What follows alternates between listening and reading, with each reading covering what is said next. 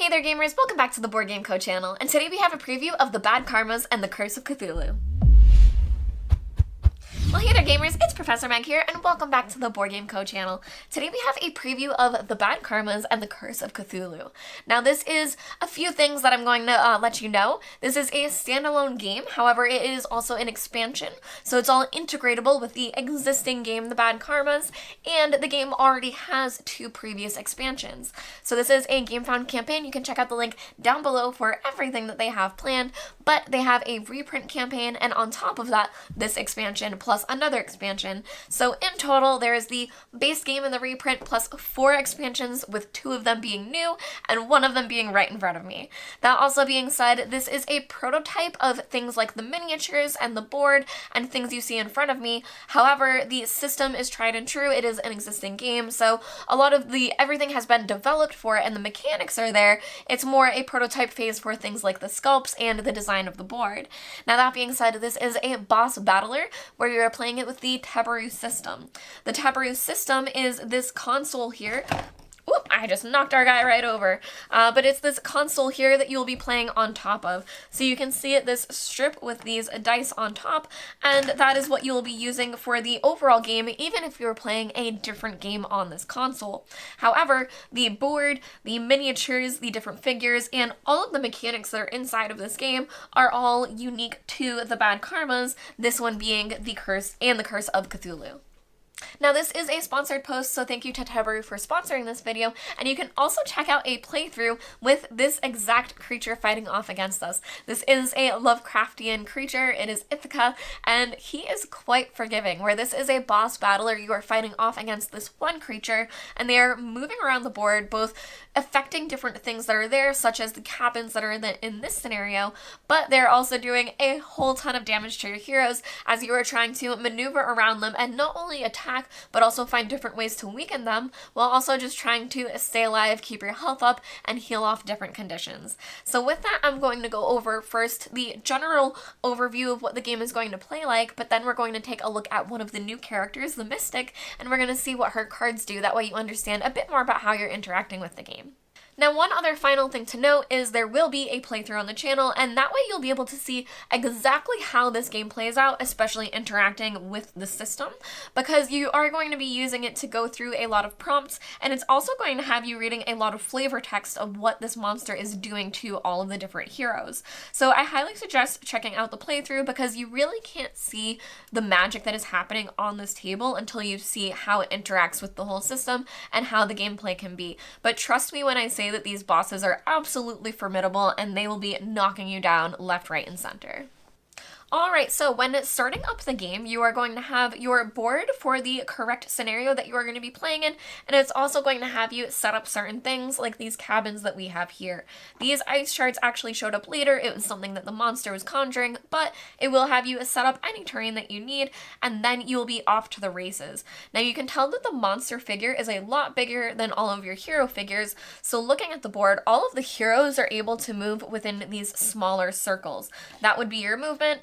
And when you are attacking the enemy, you are within melee if you are up close to them like this, and then this far back would be within range 1, and this blue character is within range 2. So the monsters move along these much larger circles, and that's how they're going to be maneuvering around the board.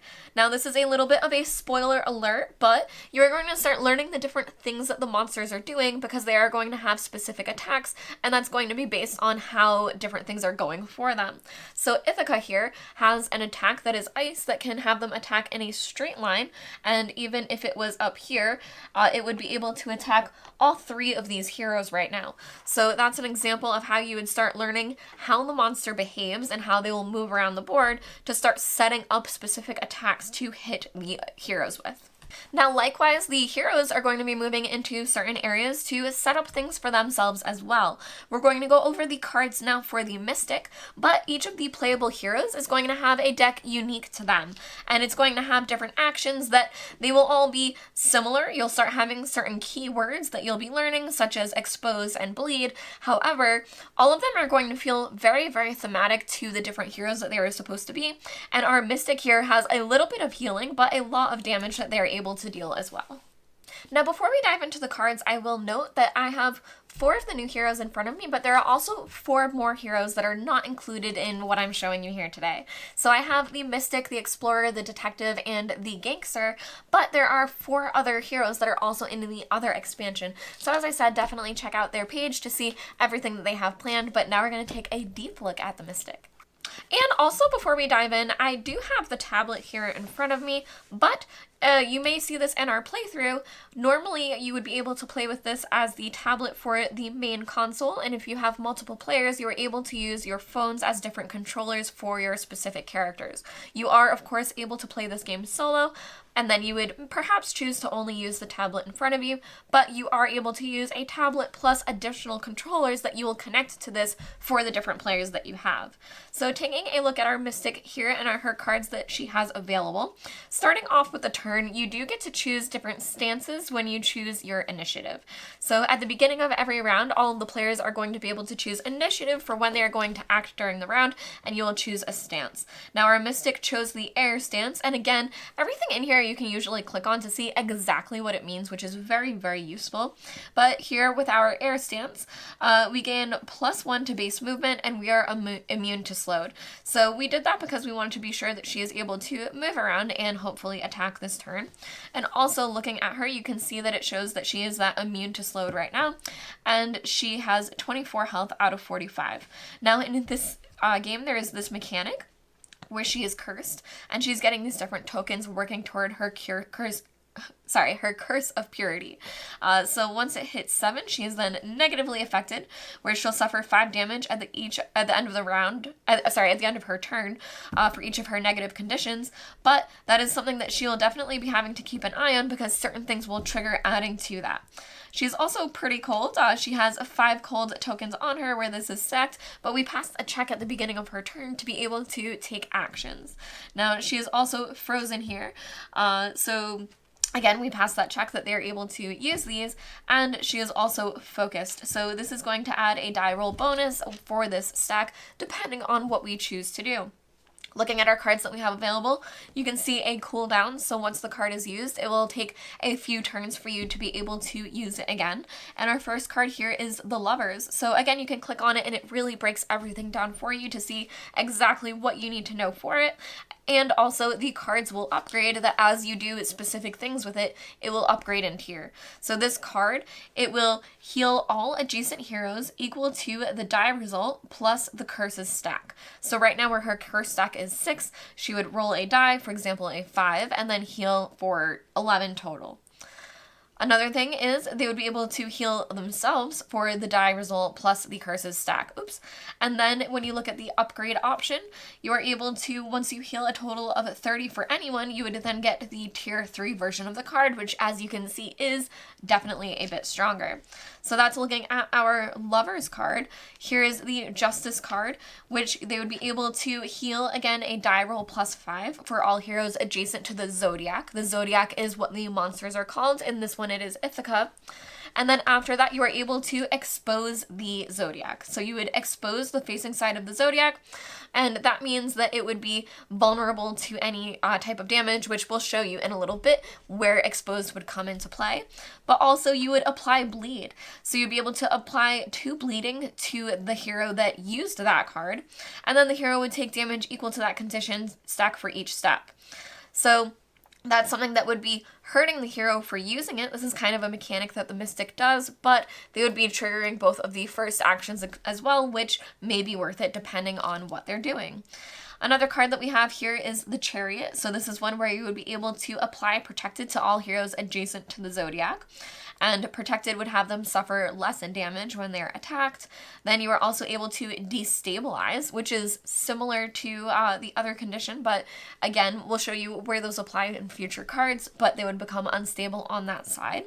And you're also able to apply slow to your hero. So that's where, you kind of have something that is a consequence to this action, where you would apply slow to the hero, where they can take 1 step less during their movement. And looking up here, this one does have a range of 2. I don't think I showed that for the other ones, but this one, it tells you specifically where they would have to be, which is in the heal action adjacent heroes, and for these 2, they are range 2. Now moving over to an attack card, here we have the Fool, and you can see that this is working toward upgrading to the next tier. But for the tier 2 Fool, it has a range of 2, and this is one where it would do just damage. So we would deal the die plus 4 damage to the Zodiac, again from range 2, and then we would be able to deal the Curses stack damage to, again, our hero. So where it's a bit harmful for us, it's going to hurt us for our stack. Early game, it is a pretty good card to use, and even late game, it may still be worth it. Then after that, it has Curse Growth, which means that your curse will actually grow and become more powerful, which again here would hurt you, but in future instances, such as this death card is attack plus your curse stack. So this is one where when your curse stack goes up, you are able to attack for a stronger attack. Looking at this death card, it is a range 2 card, and this is one where that critical would come into play. So you can see where it's a bit lighter of a gray, meaning that right now it would not currently apply to the current Zodiac, but depending on where they are exposed, if that is the side that you hit with your critical attack, you would be able to apply that critical, which is dealing double damage, which is absolutely huge with some of these, especially with how much health they have. Now, going through, our final card that we have available to us is Focus Fate. For this one, you are able to focus 2 to the hero, which again adds to your focus, which can add to your die rolls. And then you are able to cleanse, which is removing all negative conditions from the hero. So that's a way for you to remove any negative conditions from you, such as being frozen. And here you can see that this one has a cooldown of 2. So we also have this final card here, which is Locked. And once you do the condition that you need to, you are able to unlock it and then use it. So for this one, it's heal a total of 50 for anyone, meaning that you would need to heal a total of 50 health across all of the heroes, and then you would be able to unlock this card, which is a lot more powerful. This allows this character to revive as well as heal, and yeah, it's definitely worth trying to work toward that when you are able to. Now, there are other cards that will also become available depending on what happens in the scenario. For example, when you are next to ice, you will be able to break ice, and when you become frozen, you are able to run or try to overcome it. Different things can happen and trigger completely depending on the choices that you make and where you are on the board. But that being said, let's take a look at taking an attack against Ithaca. So here I am going to, let's use our Fool action, and we are going to take damage from it, but we are also going to be able to deal a bit of damage. So we are going to select it and then use action. We are within range to be able to attack. So now we are going to take a dice from the console and shake it to be able to have it connect, and then we will throw the die, which means just rolling it and letting it drop. Oh my goodness, I could not have hoped for better. So there we go, and it shows you exactly how all of the damage breaks down, and then the game will have you walk through what happens. Now, you can see here our stack does go up because of that, so our madness is now unleashed. We will now have that consequence going forward for us, which is the 5 damage at the end of our turn. And here you can see Ithaca both taking the damage and then reacting with change of destination. So they turned toward her and moved forward. So you're able to move this, and then we'll hit confirm. I did move this, so the game's a little mad about that. But then it would move forward to Ithaca's turn, where it's going to now take its turn. It slows its wandering and sweeps the heroes aside with its mighty hands. We'll hit continue, and I'll let it go through this attack on us. So you can see it's attacking all of the heroes that are right here, very close to it, which really wasn't the best idea in hindsight. Maybe we should have moved a little bit further back, but because of that, we now have to update the map. So you can see that our Mystic here needs to be moved over to this spot, and our our detective needs to be moved over to this spot here, and then we hit update the map, showing that we did update it, and actually Ithaca is supposed to also be facing this way. So that is an example of what the turns will look like in this game, but again, there is a playthrough if you want to see everything, especially how different the different heroes can be, because some of them can feel very strong if you need to be healed and everyone's getting hurt, but some of them are also able to come out and just do a whole ton of damage. There are also some that are very versatile, and always when you are working toward those different tiered cards, you're getting stronger and stronger, which makes it even more exciting to be exploring these different heroes. Now, as this is a prototype phase, we do have our Cthulhu figure here, but I have not yet been able to see the Cthulhu scenario. So I did just want to show this off to you because this is also, it being named and the Curse of Cthulhu, one of the miniatures that are included in the game, but we have not yet been able to play this scenario, but I'm hoping we are able to face off against him because, as I said, these bosses are quite strong and powerful, and they do have very different types of attacks and how they behave. So it can be really fun to play through and see how you can kind of determine what they're going to be doing and try to survive, because people almost certainly will die. So to go over the pace of play of the game before we go, as again, you will be choosing your scenario on the tablet, and you will be facing off as against the different monsters, the different zodiacs, and then you'll choose your different heroes that you'll be playing as, and then every round you'll be able to select both your initiative order and the different stances. The stances will give you things like a dodge ability if you are attacked, or additional movement, and they'll also give you different abilities such as immune to being frightened, immune to being immobilized, and things like that. So at the very beginning of every round you have a lot of choices that are really important, and as you are going through the game you'll also have flavor that you interact with, both during Ithaca's turns and in between the different rounds. You'll start escalating, and not just Ithaca but all of the different monsters, but it'll start escalating and you'll start understanding the story of what it might be doing, and beware of standing too close to this or that and different things that might happen, or something that might be helpful. So the story does also pull you in and immerse you and pull you along as these monsters are absolutely trying to wreck you. This has been a preview of the Bad Karmas and the Curse of Cthulhu. I'm Professor Meg. Thank you all for watching, and I will see you all next time. Bye!